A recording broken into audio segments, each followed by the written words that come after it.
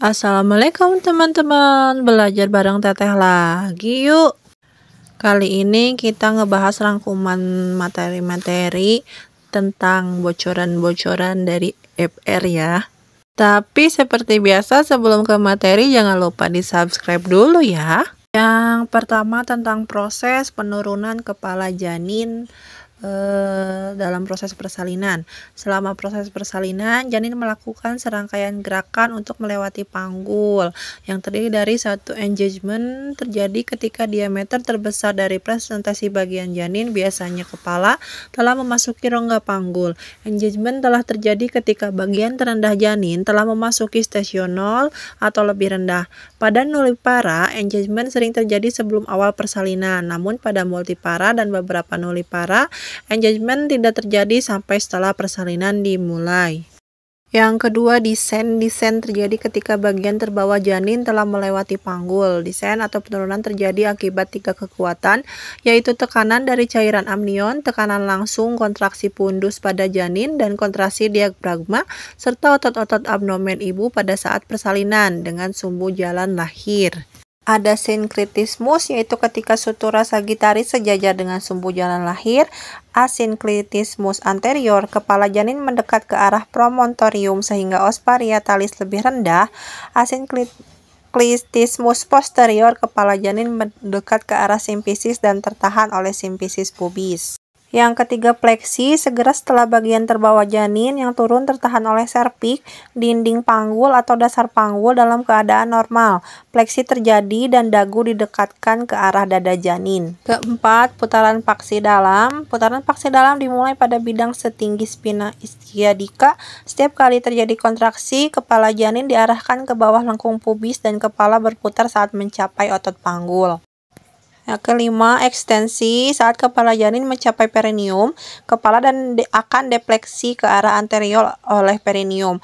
Mula-mula oksiput melewati permukaan bawah simfisis pubis, kemudian kepala keluar mengikuti sumbu jalan lahir akibat ekstensi. Keenam, putaran paksi luar. Putaran paksi luar terjadi ketika kepala lahir dengan oksiput anterior.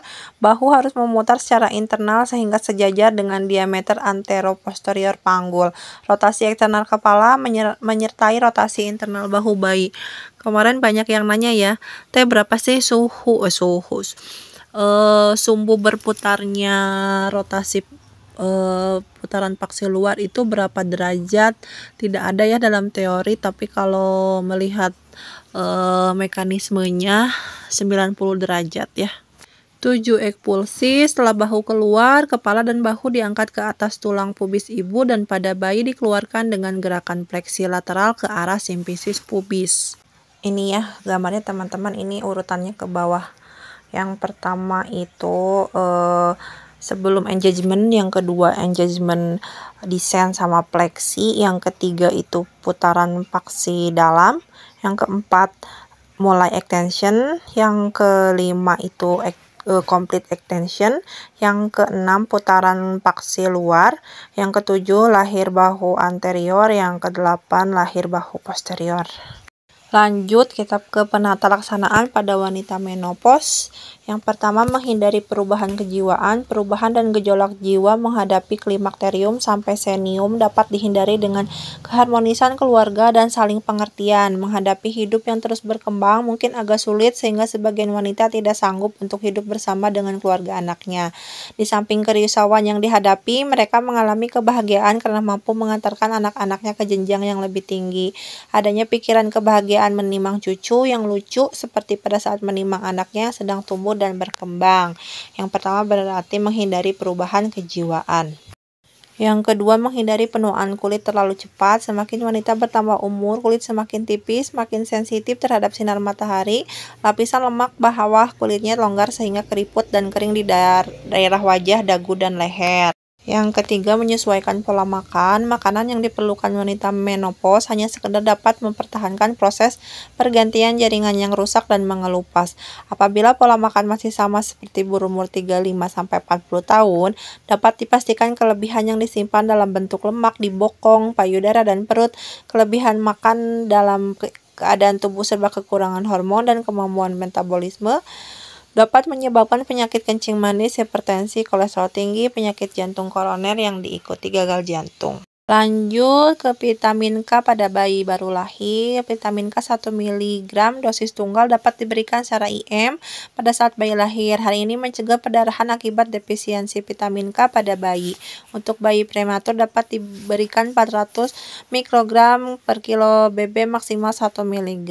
Ada pendapat yang lainnya, vitamin K1 harus diberikan dalam dosis tunggal IM 0,5 mg pada berat lahir 1.500 gram atau kurang, atau 1 mg pada berat lahir lebih dari 1.500 gram kepada semua bayi baru lahir dalam 6 jam pertama setelah lahir setelah stabilisasi awal bayi dan waktu yang tepat. Berarti kalau di bawah 1.500 0,5, di atas 1 mg. Lalu apalagi yang masuk? Ada tentang lidokain ya Kak, lidokain pada saat episiotomi. Jadi kita bahas prosedur episiotominya ya. Yang pertama, jelaskan prosedur pada ibu dan jaga privasi. Bantu ibu untuk mengambil posisi dorsal recumbent atau litotomi. Gunakan APD secara lengkap. Cuci tangan dengan sabun dan air mengalir. Lalu buka pulpa, usap labia dengan kapas DTT 1 kali, usap dan buang dari arah depan ke belakang pada pulpa kanan dan kiri. Identifikasi tidak ada alergi lidokain dan obat-obatan kelompok lidokain. Hisap 10 ml larutan lidokain 1% tanpa epinefrin ke dalam spuit steril 10 ml. Pastikan jarum suntik ukuran 22. Beritahu ibu akan disuntik, letakkan 2 jari ke dalam vagina di antara kepala bayi dan perineum, masukkan jarum di tengah pouch dan arahkan jarum sepanjang tempat yang akan diepis. Aspirasi untuk memastikan bahwa jarum tidak berada di pembuluh darah. Tarik jarum perlahan sambil menyuntik maksimal 10 ml lidokain. Pastikan bahwa anestesi sudah bekerja dengan melakukan cubitan lembut pada daerah yang teranestesi dengan pinset sambil menanyakan ke pasien apakah masih terasa sakit. Kemudian lindungi daerah dalam perineum dengan jari telunjuk dan tengah tangan kiri dengan agak diregangkan dan berikan sedikit tekanan lembut ke arah luar perineum. Lakukan episiotomi dengan gunting epis yang tajam pada komisura posterior 45 derajat ke arah serong kanan atau kiri sepanjang sekitar 3-4 cm. Epis dilakukan dengan 1 kali guntingan, menekan daerah luka epis dengan kasa, membereskan alat dan merendam ke larutan klorin 0,5%, mencuci tangan, dan dokumentasi. Sekian rangkuman materi kali ini, kurang lebihnya mohon dimaafkan. Jika ada yang salah mohon dikoreksi. Jangan lupa subscribe, like, dan komen ya.